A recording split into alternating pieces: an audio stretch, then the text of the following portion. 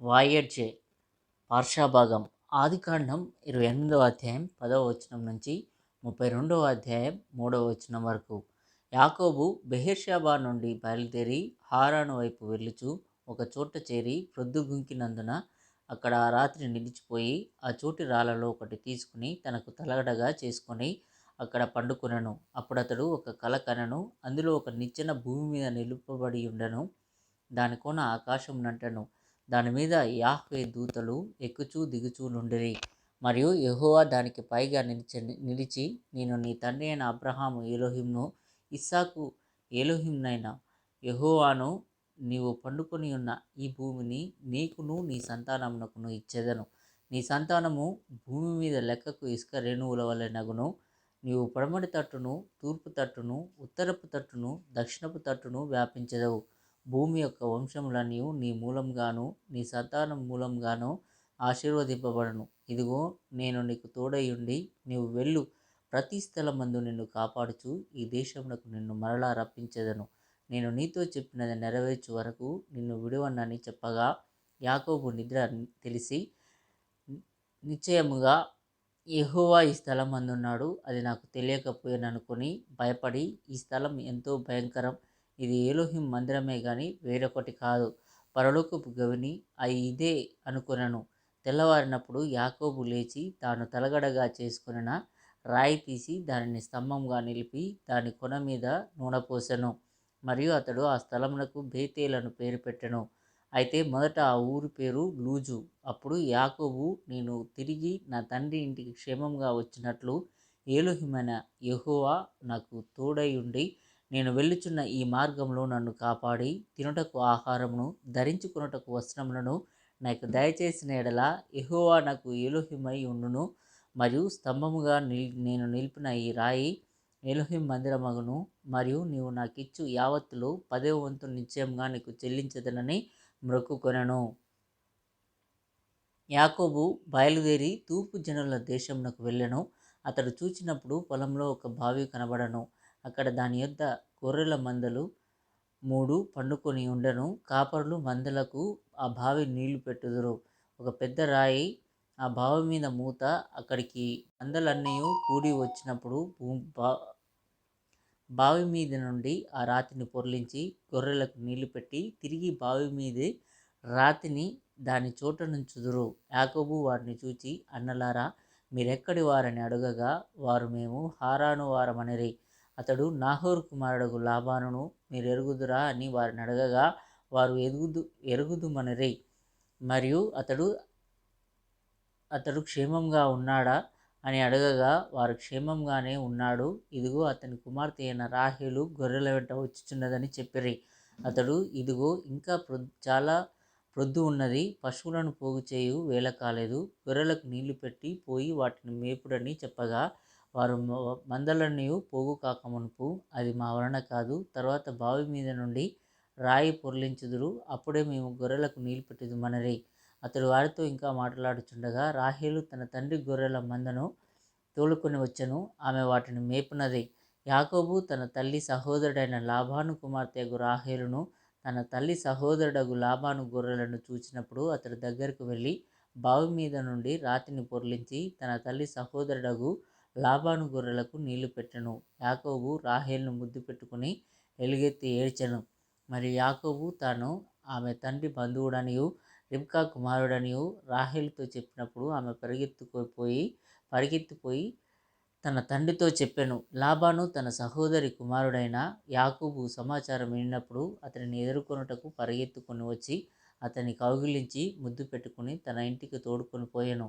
అతడు ఈ సంగతులన్నీ లాబానుతో చెప్పెను. అప్పుడు లాబాను, నిజంగా నీవు నా ఎముకయు నా మాంసమునై ఉన్నావు అనెను. అతడు నెల దినములు అతని యొద్ద నివసించిన తర్వాత లాబాను, నీవు నా బంధువుడవు అయినందున ఊరకే నాకు కొలువు చేసేదవా? నీకేమి జీతం కావాలనో చెప్పుమని యాకోబును అడిగెను. లాబానుకు 2 కుమార్తెలుండిరి. వారిలో పెద్దదాని పేరు లేయా, చిన్నదాని పేరు రాహేలు. లేయా జబ్బు కండ్లు గలది, రాహేలు రూపవతియు సుందరియునై ఉండెను. యాకోబు రాహేలును ప్రేమించి, నీ చిన్న కుమార్తె అయిన రాహేలు కోసం నీకు 7 సంవత్సరములు కొలువు చేసేదనెను. అందుకు లాబాను, ఆమెను అన్యునికి ఇచ్చుట కంటే నీకు ఇచ్చుట మేలు, నా యొద్ద ఉండుమని చెప్పగా యాకోబు రాహేలు కోసం 7 సంవత్సరములు కొలువు చేసెను. అయినను అతడు ఆమెను ప్రేమించుట వలన అవి అతనికి కొద్ది దినములుగా తోచెను.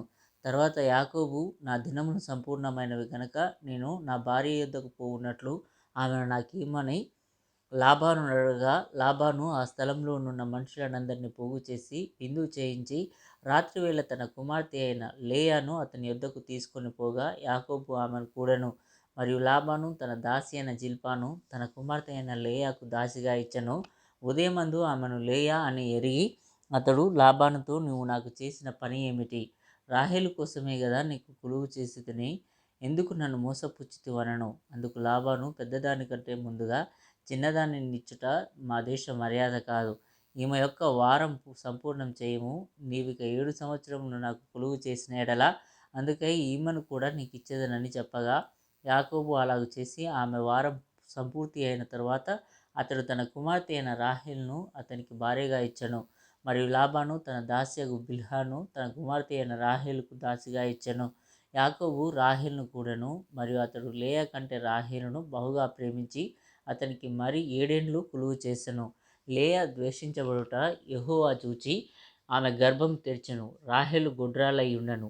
లేయా గర్భవతి అయి కుమారుని కని, యెహోవా నా శ్రమను చూచియున్నాడు గనుక నా పెనిమిటి నన్ను ప్రేమించును గదా అనుకుని అతనికి రూబేను అని పేరు పెట్టెను.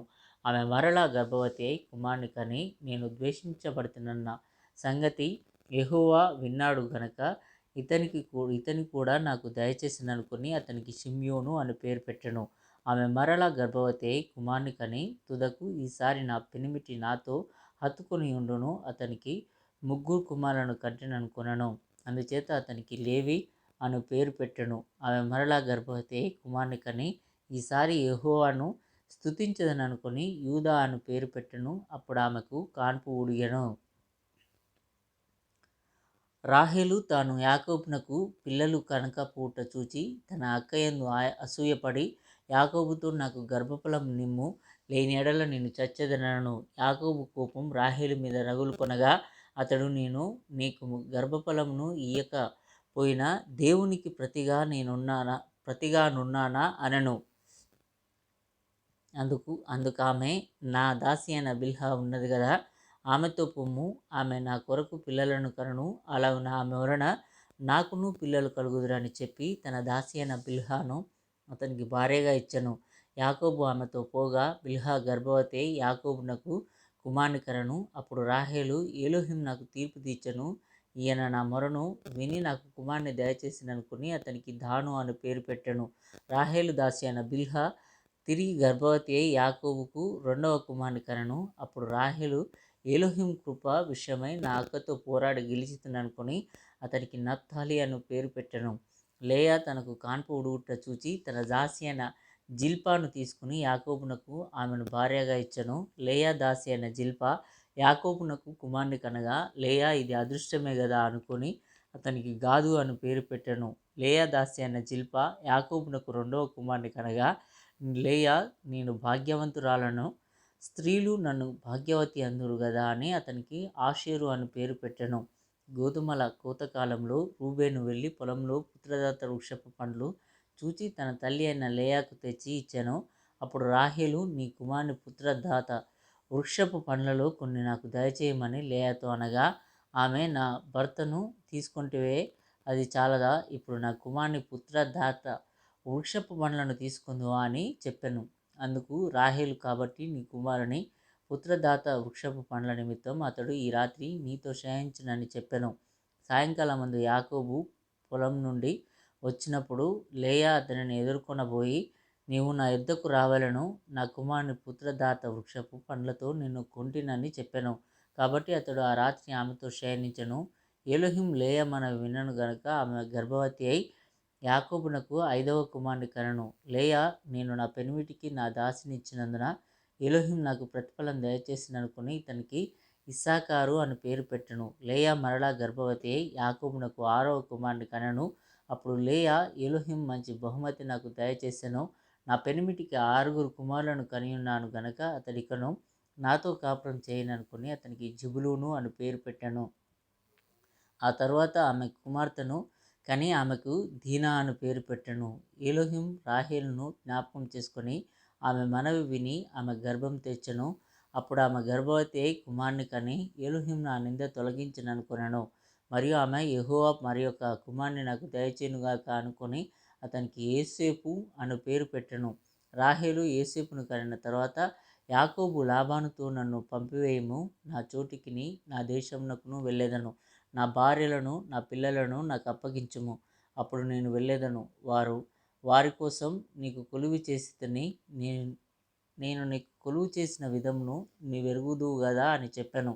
అందుకు లాబాను అతనితో, నీ కటాక్షం నా మీదనున్న ఎడల నా మాట వినుము, నిన్ను బట్టి యెహోవా నన్ను ఆశీర్వదించనని శకునం చూచి తెలుసుకుంటానని చెప్పాను. మరియు అతడు నీ జీవితమింతయని నాతో స్పష్టంగా చెప్పము, అది ఇచ్చేదనను. అందుకు యాకోబు అతన్ని చూచి, నేను నీకెట్లు కొలువు చేసితినో నీ మందలు నా యొద్ద ఎట్లుండునో అది నీకు తెలియను. నేను రాకమునుపు నీకుండినది కొంచెమే, అయితే అది బహుగా అభివృద్ధి పొందెను. నేను పాదం పెట్టిన చోటెల్లా యెహోవా నిన్ను ఆశీర్వదించెను. నేను నా ఇంటి వారి కొరకు ఎప్పుడు సంపాద్యం చేసుకుందునను. అప్పుడు అతడు, నేను నీకేమి ఇయ్యవలనని అడిగినందుకు యాకోబు, నీవు నాకేమి ఇయ్యవద్దు, నీవు నా కొరకు ఈ విధంగా చేసిన యెడల నేను తిరిగి నీ మందను మేపి కాచెదను.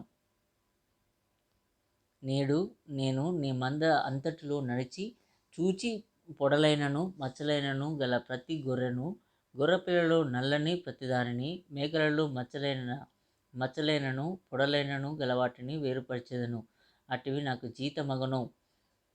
ఇక మీదట నాకు రావలసిన జీతమును గూర్చి నీవు చూడవచ్చినప్పుడు నా న్యాయ ప్రవర్తనయే నాకు సాక్ష్యమగును. మేకలలో పొడలైనను మచ్చలైనను లేనివన్నీయు, గొర్రెపిల్లలో నలుపు లేనివన్నీయు నా యొద్ద నున్న ఎడల నేను దొంగిలితనని చెప్పవచ్చునను. అందుకు లాబాను, మంచిది, నీ మాట చొప్పుననే కానిమ్మనను. ఆ దినమున లాబాను చారయైనను మచ్చయైనను గల మేకపోతులను, పొడలైనను మచ్చలైనను గల పెంటి మేకలన్నింటినీ, కొంచెం తెలుపు గల ప్రతి దానిని, గొర్రెపిల్లలో నల్లవాటినన్నింటినీ వేరుచేసి తన కుమారుల చేతికి అప్పగించి తనకును యాకోబుకును మధ్య 3 దినముల ప్రయాణమంత దూరం పెట్టెను. లాబాను యొక్క మిగిలిన మందను యాకోబు మేపుచుండెను. యాకోబు చీనారు, జంగిసాలు అను చెట్ల చువ్వలను తీసుకుని ఆ చువ్వలలో తెల్లచారలు కనబడినట్లు అక్కడక్కడ వాటి తొక్కలు ఒలిచి, మందలు నీళ్లు త్రాగవచ్చినప్పుడు అవి చూలు కట్టుటకు అతడు తాను ఒలిచిన చువ్వలను మందలు త్రాగుటకు వచ్చు కాలువలలోనూ నీళ్ల గాళ్లలోనూ వాటి ఎదుట పెట్టగా, మందలు ఆ చువ్వల ఎదుట చూలు కట్టి చారలైనను పొడలైనను మచ్చలైనను గల ఈ పిల్లలను ఈనను. యాకోబు ఆ గొర్రెపిల్లలను వేరుచేసి చారలు గల వాటి తట్టును, లాబాను మందలలో నల్లని వాటి తట్టును, మందల ముఖములు త్రిప్పి తన మందలను లాబాను మందలతో నుంచక వాటిని వేరుగా ఉంచెను. మందలు బలమైనవి చూలు కట్టినప్పుడెల్లను అవి ఆ చువ్వల ఎదుట చూలు కట్టినట్లు యాకోబు మంద కన్నుల ఎదుట కాలువలలో ఆ చువ్వలు పెట్టెను. మంద బలహీనమైనప్పుడు పెట్టలేదు. అట్లు బలహీనమైనవి లాబానుకును బలమైనవి యాకోబునకును వచ్చెను. ఆ ప్రకారం ఆ మనుషుడు అత్యధికంగా అభివృద్ధి పొంది విస్తారమైన మందలు, దాసులు, ఒంటెలు, గాడిదలు గలవాడాయెను. లాబాను కుమారులు మన తండ్రికి కలిగిన యావత్తును యాకోబు తీసుకుని, మన తండ్రికి కలిగిన దాని వలన ఈ యావదాస్తి సంపాదించినని చెప్పుకొనిన మాటలు యాకోబు వినెను. మరియు అతడు లాబాను ముఖం చూచినప్పుడు అది మొన్న ఉండినట్లు అతని ఎడల ఉండలేదు. అప్పుడు యెహోవా, నీ పితరుల దేశమునకు నీ బంధువుల యొద్దకు తిరిగి వెళ్ళుము, నేను నీకు తోడై ఉండెదనని యాకోబుతో చెప్పగా, యాకోబు పొలంలో తన మంద యొద్దకు రాహేలును లేయాను పిలువనంపి వారితో ఇట్లనెను, మీ తండ్రి కటాక్షం నిన్న మొన్న నా మీద ఉండినట్లు ఇప్పుడు నా మీద నుండలేదని నాకు కనబడుచున్నది. అయితే నా తండ్రి యొక్క ఎలోహిం నాకు తోడై ఉన్నాడు. మీ తండ్రికి నా యావచ్చక్తితో కొలువు చేసితినని మీకు తెలిసే ఉన్నది. మీ తండ్రి నన్ను మోసపుచ్చి 10 మార్లు నా జీతం మార్చెను. అయినను ఎలోహిం అతన్ని నాకు హాని చేయనీయలేదు. అతడు పొడలు గలవి నీ జీతమగునని చెప్పిన యెడల అప్పుడు మందలన్నీయు పొడలు గల పిల్లలనీనెను. చారలు గలవి నీ జీతమగునని చెప్పినలా అప్పుడు మందలనియు చారలు గల పిల్లలను ఈననను. అట్లు ఏలోహిం మీ తండ్రి పశువులను తీసి నాకిచ్చెను. మందలు జూలుకట్టు కాలంన నేను స్వప్నమందు కన్నులెత్తి చూడగా గొర్రెలను దాటు పొట్టేళ్ళు చారలైనను పొడలైనను మచ్చలైనను గలవై నుండెను. మరియు ఆ స్వప్నమందు ఏలోహిం దూత యాకోబు అని నన్ను పిలువగా చిత్తం ఎలోహిం అని చెప్పి తిని. అప్పుడు ఆయన నీ కన్నులెత్తి చూడుము, గొర్రెలను దాటుచున్న పొట్టేళ్ళనియు చారలైనను పొడలైనను మచ్చలైనను గలవి. ఎలయనగా లాబానునికి చేయుచున్నది యావత్తును చూచితిని.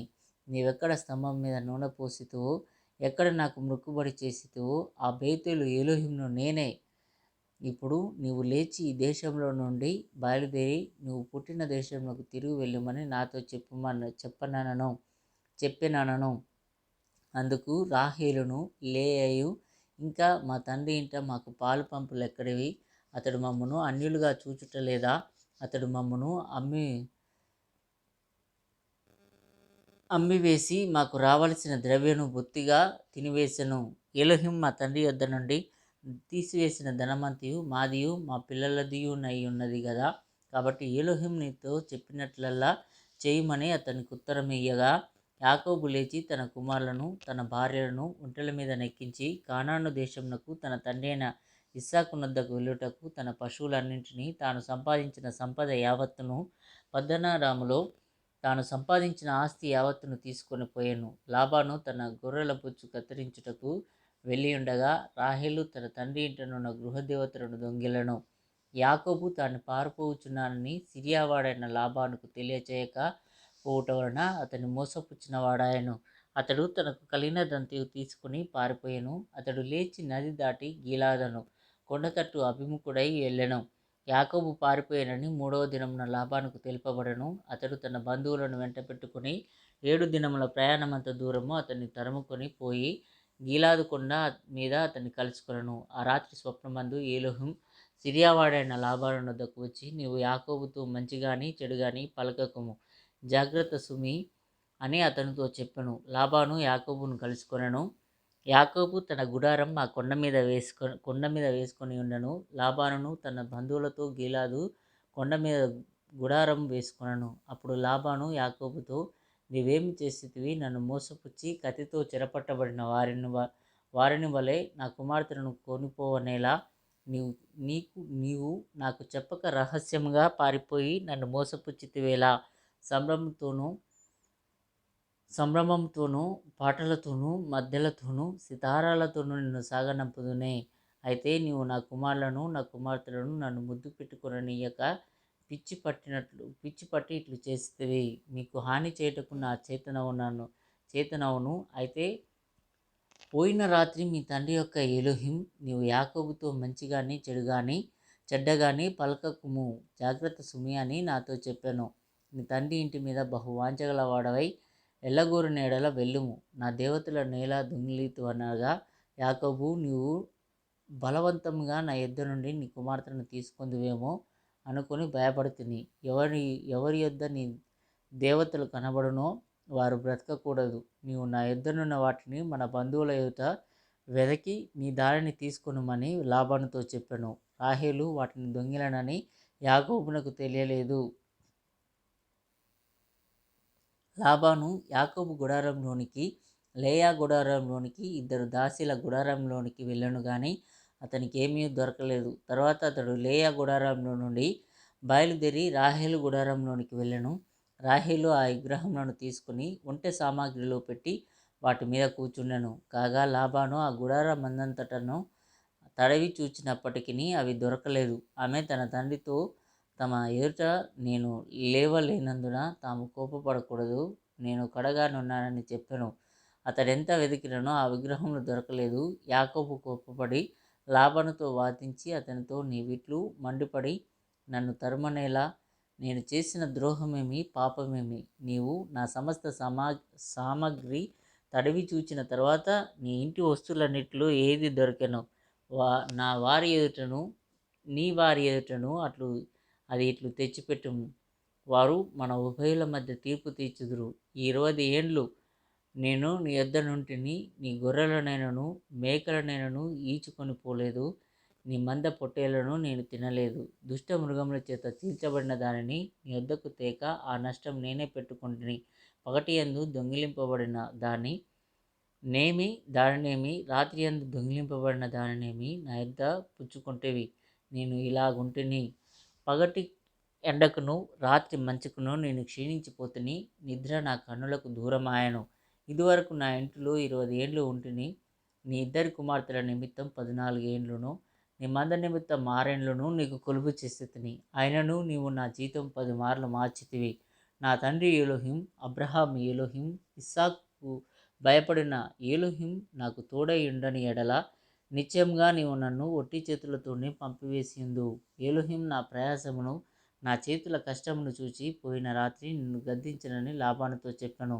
అందుకు లాబాను, ఈ కుమార్తెలు నా కుమార్తెలు, ఈ కుమారులు నా కుమారులు, ఈ మంద నా మంద, నీకు కనబడుచున్నది అంతయు నాది. ఈ నా కుమార్తెలనైనను మీరు కనిన కుమారులనైనను నేను. కావున నేనును నీవును నిబంధన చేసుకుందాము రమ్ము, అది నాకును నీకును మధ్య సాక్షిగా ఉండునని యాకోబుతో ఉత్తరమీయగా, యాకోబు ఒక రాయి తీసుకుని దానిని స్తంభముగా నిలవబెట్టెను. మరియు యాకోబు రాళ్ళు కూర్చుడని తన బంధువులతో చెప్పెను. వారు రాళ్ళు తెచ్చి కుప్ప వేసిరి. అక్కడ వారు ఆ కుప్ప యొద్ద భోజనం చేసిరి. లాబాను దానికి యాగర్ షహదూత అను పేరు పెట్టెను. అయితే యాకోబు దానికి గలేద్ అను పేరు పెట్టెను. లాబాను, నేడు ఈ కుప్ప నాకును నీకును మధ్య సాక్షిగా ఉండునని చెప్పెను. కాబట్టి దానికి గలేద్ అను పేరు పెట్టెను. మరియు మనము ఒకరినొకరం దూరంగా నుండగా యెహోవా నాకును నీకును మధ్య జరుగునది కనిపెట్టునని చెప్పెను. కనుక దానికి మిస్పా అను పేరు పెట్టబడెను.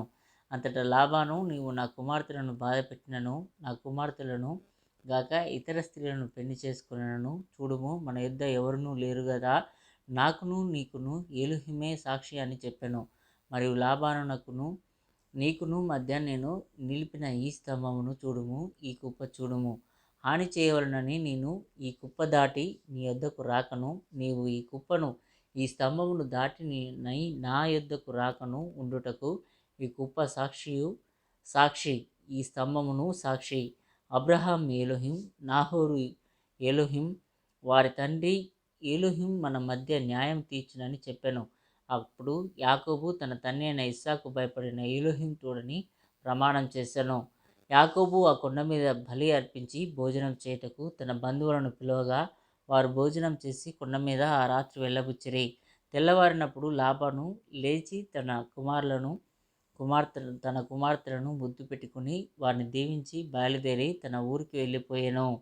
యాకోబు తన త్రోవను వెళ్ళుచుండగా 50 దూతలు అతనిని ఎదుర్కొనిరి.